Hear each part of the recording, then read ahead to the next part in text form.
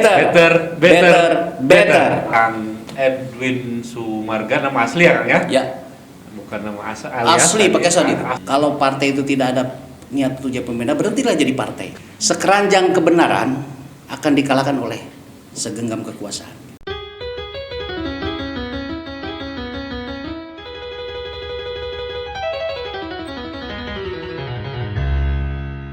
Assalamualaikum warahmatullahi wabarakatuh. Waalaikumsalam warahmatullahi wabarakatuh. Hai teman pemilih, welcome to podcast KPU Corner Kabupaten Bogor. Dengan semangat 5S, salam, sapa, senyum, sigap, dan sehat. Mari kita wujudkan pemilu dan pemilihan yang lebih baik di Kabupaten Bogor. Masih bersama saya, Asep Saiful Hidayat, di Jalan Tegar Beriman nomor 35.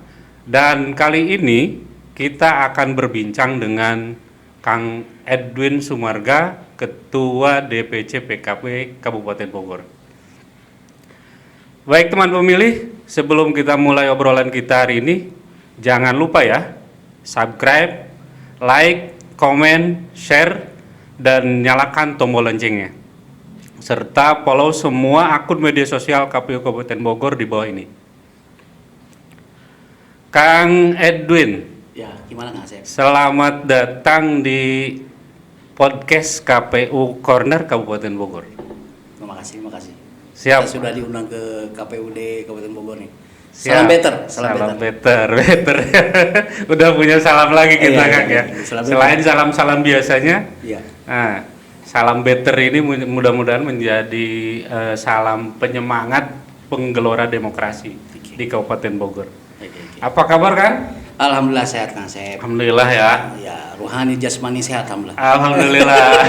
Meskipun pada kondisi yang seperti ini Ya, tetap ya. kita harus senantiasa menjaga kesehatan ya. Betul. Jadi di masa-masa Covid kayak gini kita mesti menjaga kesehatan, terus selalu upaya untuk hidup yang gembira itu yang bisa dilakukan kan gitu. Sambil terus bersabar lah kira-kira begitu. Berdoa terus ya, Iya, berikhtiar iya. terus. Karena memang kondisi ini nggak bisa dihindari, harus kita hadapi kira-kira. Siap. Kang, Ya. sepertinya jadi ketua partai itu Iya. sangat sibuk sekali ya. Bisa diceritakan kan kira-kira kesibukan apa nih yang dijalani Akang Iya. saat ini? Saya pikir kalau jadi ketua partai ini butuh energi lebih ya. Energi lebih karena apa? Karena memang yang dihadapi ke depan itu kan tantangannya lebih besar. Terus kita juga dengan tentu saja orang pada paham Bogor ini dengan penduduk yang besar, Siap. desa yang banyak, kira-kira kan gitu. Tuh. Jadi butuh kerja keras juga untuk partai melakukan konsolidasi ke tingkat bawah. Tapi memang kan karena kita sudah terbiasa dari dulu, ya kan zaman mahasiswa kita kan mantan aktivis juga ya. Wah. Ini menarik nih. Ini nanti harus akan ceritakan. Jadi kita ini kan sudah terbiasa lah bergerak bergerak berjuang gitu dengan keuangan atau materi seadanya gitu. Seperti itu yang selalu ada di kita gitu. Betul Kang, nanti Akang harus ceritakan itu Ya. supaya juga menjadi motivasi buat teman-teman di Kabupaten Bogor tentunya gitu. Kang, kita juga ingin tahu nih, nama Kang Edwin itu nama alias apa memang nama asli gitu? Iya. Ada kan banyak nama tuh panggilan seperti Jack gitu kan, yang tenarnya. Padahal nama aslinya Ahmad atau Iya. Nama Kang Edwin ini sebenarnya nama asli apa bukan sih sebenarnya? Nama saya itu lengkapnya Edwin Sumarga. Itu asli, pakai sound asli.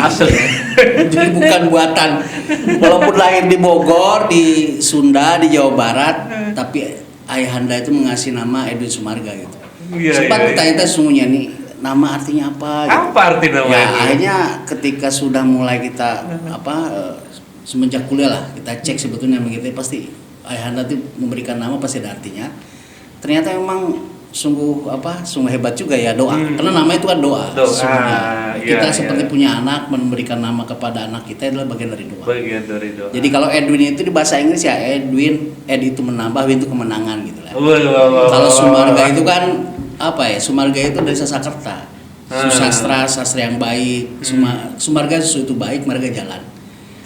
Jadi kalau di bahasa Arab kan, karena saya orang Sunda, kalau di bahasa Arab kan, jadi ziyadatul falah sirotol mustaqim kira begitu. Wah, luar biasa.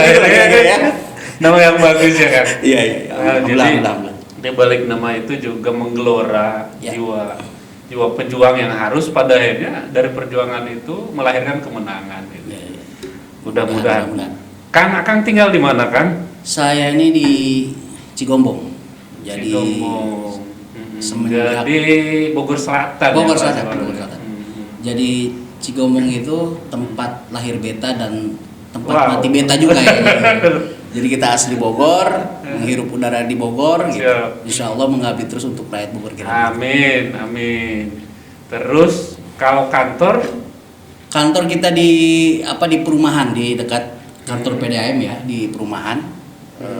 Di mana? di Cibinong sini ya. Apa? Geraha iya. Di Cibinong sini. Iya. Akang tiap hari ke kantor. Enggak lah. Enggak. Jadi kadang-kadang dalam seminggu itu kita 2-3 kali lah ke kantor. 3 kali. Dan itu memang menjadi rutinitas buat Partai PKB, memang rapat dalam seminggu itu bisa 2-3 kali. Karena bagi saya ruh organisasi itu adalah ketika kita mampu intensif untuk berdiskusi gitu dengan teman-teman di internal organisasi Dan mampu menggerakkan semangat juang teman-teman ya Kang ya. Kebayang saja kalau dari selatan harus tiap hari kan. Kalau dulu ya. Kalau sekarang mungkin dengan adanya jalur tol Bocimi hanya membutuhkan waktu kurang lebih 30 menit sudah bisa nyampe. Kalau dulu sepertinya harus ini nih. Iya. Harus waktunya terlalu banyak waktu. Kalau Cigombong ini udah kota lah. Udah Karena ini. ciri-ciri kota itu adalah daerah yang sudah kena tol kira-kira begitu. Nanti Bogor Barat inilah nyusul. Supaya nggak macet terus ya, Kak Asep. Siap. Kang nih, boleh diceritakan kenapa sih di diri Akang itu menggelora semangat politiknya ya? Karena orang kan bisa jadi ada latar belakang yang mengiringi itu semua. Kalau hari ini Akang terkenalnya kira-kira sebagai sosok ini politik gitu. Ya, maka apakah jiwa berpolitik hari ini Akang itu datang secara tiba-tiba ataukah memang dari awal itu sudah dibentuk gitu kan? Jadi gini, Kang Asep, saya pikir tidak ada sesuatu yang tidak disengaja. Semuanya by design. Siap. Kalau dalam perspektif keagamaan ada yang namanya kulli syai'in mustator. Jadi sesuatu pasti ada didesain betul. Siap. Jadi gini, darah politik saya ini kan saya ketika saya cek itu ternyata memang ada genetik dari orang tua. Gitu. Orang tua dulu juga aktivis, kemudian tidak terasa. Dari siapa bapak? Dari bapak. Bapak dulu aktivis. Jadi kemudian terasa lah ketika kita kuliah, ya kan? Kita kan tahu sendiri tahun 97-98 ini ruang demokrasi di Indonesia kan tertutup. Lagi represifnya zaman Orde Baru itu kan.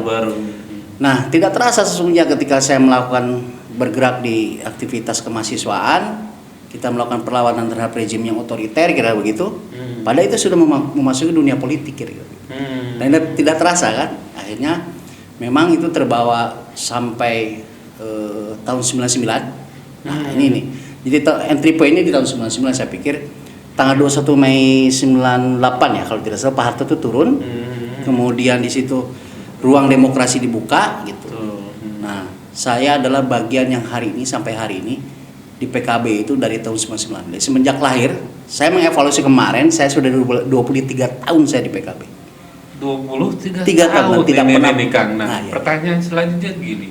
Kenapa akhirnya Akang itu menjatuhkan politik ke PKB? Padahal kan Partai Islam itu tidak hanya PKB. Ada P3 di situ. Ada PAN misalnya di situ kan. Kemudian yang kesini ada PKS gitu. Kenapa hati Akang itu malah jatuhnya ke PKB? Oh iya, gini karena semangat perlawanan dari 9798 semangat perlawanan terhadap rezim waktu itu kita mempunyai tokoh panutan yaitu Al-Maghfurullah Kiai Haji Abdurrahman Wahid. Karena beliau adalah simbol perlawanan terhadap otoritarian. Siap. Kemudian kita bagian dari yang mengikuti beliau, dan saya aktif di PMI, Kang Asep, Siap. Pergerakan Mahasiswa Islam Indonesia. Dan itu Siap. sesungguhnya di bawah PBNU, NU gitu loh. Anak mahasiswa yang aktif, anak NU yang aktif di kemahasiswaan ya pakai PMI itu. Nah, siap, jadi siap. sebutnya kaum pergerakan lah kira-kira begitu. Kemudian dari situ karena memang saya buka sejarah aja ya, sejarah Siap. PKB itu. PKB kan didirikan tanggal 23 Juli 98. Jadi pasca reformasi 29 Mei 98, PKB 23 Juli dideklarasikan oleh Kiai Haji Abdul Rahman Wahid, Siap. Kiai Haji Munasir Ali, Kiai Haji Ilyas Ruhiyat, dideklarasikan. Kemudian karena ini PKB kan hasil desakan dari kaum Nahdien sebetulnya. Siap. Jadi kaum NU ini mendesak bahwa PBNU harus secepatnya membuat partai, gitu. Karena akan dibuka ruang demokrasi multi partai kira-kira begitu. Kemudian PBNU sesungguhnya kan tidak boleh karena terkait dengan Hitoh 27 Situbondo yang bahwa NU tidak Harus boleh kembali berpolitik, gitu. dia harus di tengah gitu. Tapi karena ini desakan umat kira begitu, maka PBNU memfasilitasi dengan membuat tim. Dan salah satunya Kang Asep, tim yang membuat PKB itu yang dibentuk oleh PBNU adalah Kiai Haji Ma'ruf Amin, wapres kita hari ini. Nah, maka tanggal 23 Juli itu nanti dideklarasikan oleh Gus Dur di di Jakarta, di Ciganjur kira begitu. Siap. Jadi dideklarasikan Partai Pemenang Bangsa. Nah, saya karena memang PKB ini diinisiasi oleh PBNU, maka saya bagian yang harus membesarkan partai ini. Kira begitu. Tuh. Pintu masuknya itu kira begitu. Tuh. Ada kesamaan. Karena kalau kita lihat PKB ini nggak, makanya dalam deklarasi itu ada yang nama Blasiasi Kang Asep. Kalau di partai ini nggak ada visi misi, tapi sebetulnya di PKB itu ada yang namanya Mablasiasi. Mablasiasi itu namanya dasar-dasar pemikiran kenapa partai ini didirikan. Prinsip-prinsipnya kira di situ. Siap. Nah, siap. dalam Mablasiasi Itu yang membuat Akang akhirnya semakin ingin berjuang di sini ya, di partai ini ya. oh iya. Karena memang Mablasiasi ini sama copy paste-nya dengan apa yang saya terima diajarkan ketika di PMI atau di NU. Bayangin. Siap. Dalam Mablasiasi PKB itu ada yang namanya ukhuwah watoniyah, persaudaraan dalam bernegara, satu tanah air. Ukhuwah insaniyah, ukhuwah diniyah. Itu masuk dalam pikiran-pikiran saya, dan ini yang cocok menurut saya di partai gitu. Siap. PKB ini Mas. Dan hari ini dikatakan berhasil karena Akang didaulat sebagai ketua DPC PKB Kabupaten Bogor ya, Ya. untuk periode pertama, periode kedua kan? Saya periode kedua Mas. Udah periode Periode kedua kedua, sekarang periode ya. kedua. Terus Kang, kira-kira bicara profil partai tadi mungkin sudah ya. Oke. Kemudian visi misi di partai di Kabupaten Bogor untuk PKB kira-kira gimana nih menghadapi, katakanlah kalau di tahun 2024 itu kita akan menghadapi hajat yang luar biasa besar. Itu dua kontestasi dalam satu waktu ini ya. Kira-kira nih Kang, apa persiapan yang sudah yang akan dilakukan atau yang sudah dilakukan ataupun yang akan dilakukan oleh partai PKB dalam menyongsong itu di pemilu 2024? Oke. Saya yakin semua partai akan mempunyai strategi masing-masing. Siap. Tetapi saya melihat bahwa plat ya sama, rata-rata memang setiap partai hari ini sudah berkonsolidasi, membenahi struktur kira begitu. Siap. Karena memang beban berat partai ini di tahun 2024 tantangan yang hadapi itu akan lebih berbeda gitu. Karena memang di situ terkait dengan Undang Nomor 7 2017, 10 2016 gitu kan. Jadi pemilu, pilkada dengan pilpres pilgub di satu tahun kan itu. Ya. Itu memang tetapi bahwa kami ini sudah kita lakukan hari ini, bagaimana kita bisa membuat jejaring sampai ke tingkat basis. Tuh. Karena Kang Asep gini, politik tidak hanya sekedar kekuasaan, itu dalam pemikiran-pemikiran saya. Siap. Jadi politik itu intinya adalah sebetulnya sesuai dengan fungsi-fungsi partai politik lah. Sebagai sarana edukasi masyarakat, bagaimana cara memilih yang baik kira begitu. Ya kan? Sebagai ruang agregasi dan artikulasi politik gitu. yang terpenting juga sebetulnya partai politik itu berfungsi sebagai rekrutmen pemimpin. Ini yang penting yang harus disosialisasikan kepada masyarakat ya. Makanya ruang yang harus dipakai oleh partai politik adalah bagaimana membuat struktur sampai ke tingkat desa bila perlu tingkat RW. Bila memberikan pemahaman kepada mereka bagaimana mereka mencari pemimpin yang baik gitu loh. PKB sedang melakukan itu. Sedang dan akan berlanjut sampai tahun 2024 konsolidasi kita gitu. Jadi gini Kang Asep, setiap partai pasti punya target paling tinggi untuk jadi pimpinan daerah. Kalau partai itu tidak ada niat untuk jadi pimpinan, berhentilah jadi partai. Kenapa gini? Di dirikan partai itu sebenarnya gini. Saya ada gium nih Kang Asep. Sekeranjang kebenaran akan dikalahkan oleh segenggam kekuasaan. Itu yang sesungguhnya pintu masuk ketika saya dulu juga masuk karena gini. Ketika kita punya berbusa-busa kebenaran, ya, tapi tidak pernah berkuasa, ya tidak pernah merubah apapun gitu. Tapi ketika berkuasa maka kita bisa merubah apapun kira-kira dengan kebijakan politik. Banyak hal yang bisa dilakukan itu ya. Iya. Nah itu yang saya lihat bahwa kalau saya punya asumsi pendapat lain itu gini. Kasta yang bisa paling tinggi itu kasta politisi. Maaf ya, tidak ini mah sekedar sebuah obrolan biasa. Karena kasta politik itu sesuai dengan hadis man ra'a minkum munkaran falyughayyirhu biyadihi, dengan kekuasaan. Ini kasta politik. Tapi juga bisa kasta paling rendah kalau jadi politisi yang nggak benar gitu loh. Koruptor tersebut betul kan? Politisi yang koruptor itu kan hancur ke jurang paling bawah itu. Tapi kalau dia benar maka menjadi kasta paling tinggi ya. Paling tinggi dalam hadis begitu Kang Asep. Jelas. Man ra'a minkum munkaran falyughayyirhu biyadihi. Rubah dengan tangan, dengan kekuasaan gitu. Kalau enggak tidak sanggup dengan lisan. Kalau enggak sanggup dengan hati gitu. Nah, model Kang Asep, saya, teman-teman aktivis kan biasa untuk dengan merubah sesuatu dengan tangan gitu. Maka saya sarankan anak muda hari ini, nah ini Kang Asep. Tantangan politik tadi saya 2024 sebetulnya tantangan politik kita itu sebetulnya bagaimana melakukan edukasi politik terhadap anak-anak muda. Penting Kang Asep itu sebetulnya. Karena pemilih anak muda itu banyak. Luar biasa Kang Asep. Tapi yang khawatir partisipasi politik mereka lemah. Nah itu yang karena memang sudah apatis terhadap politik gitu. Ini yang kerja bersama menurut saya antara kita semua. Gitu. Karena suksesnya pemilu menurut saya ada 3 variabel Kang Asep ya. Yang saya lihat itu. Bagaimana partai politik yang punya visi kuat segala macam, penyelenggara pemilu. Nah Kang ini, kalau saya lihat optimis kalau Bogor nih sudah terdepan KPU-nya. Saya pikir dengan tadi saya mungkin kawan-kawan voters ya kita panggil aja kawan-kawan ya kawan-kawan better ini. Saya tadi diajak sama Kang Asep keliling itu.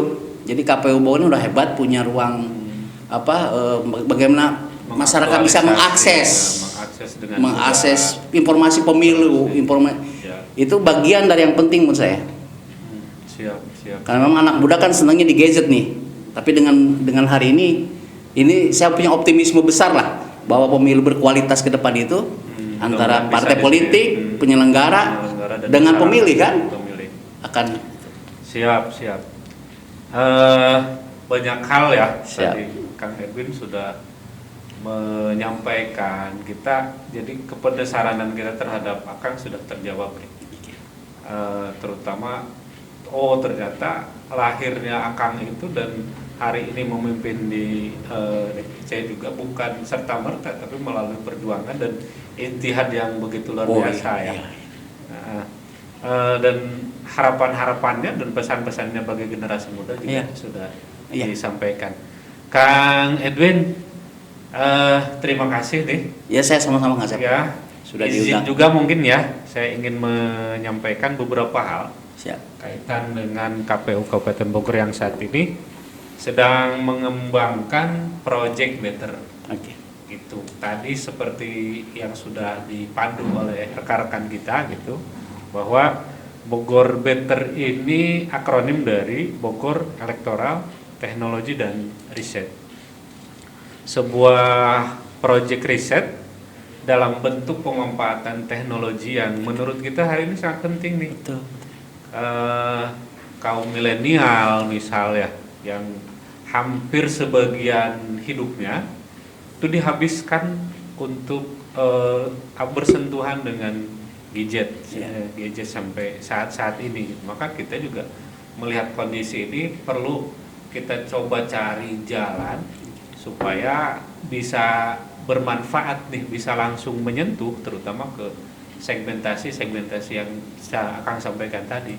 Tidak hanya kaum kolonial dalam bahasa kita, kaum milenial juga ini harus kita cerahkan. Kemudian proyek Better ini dimulai tadi sejak 2020 kita sudah coba menginisiasi itu, Kang.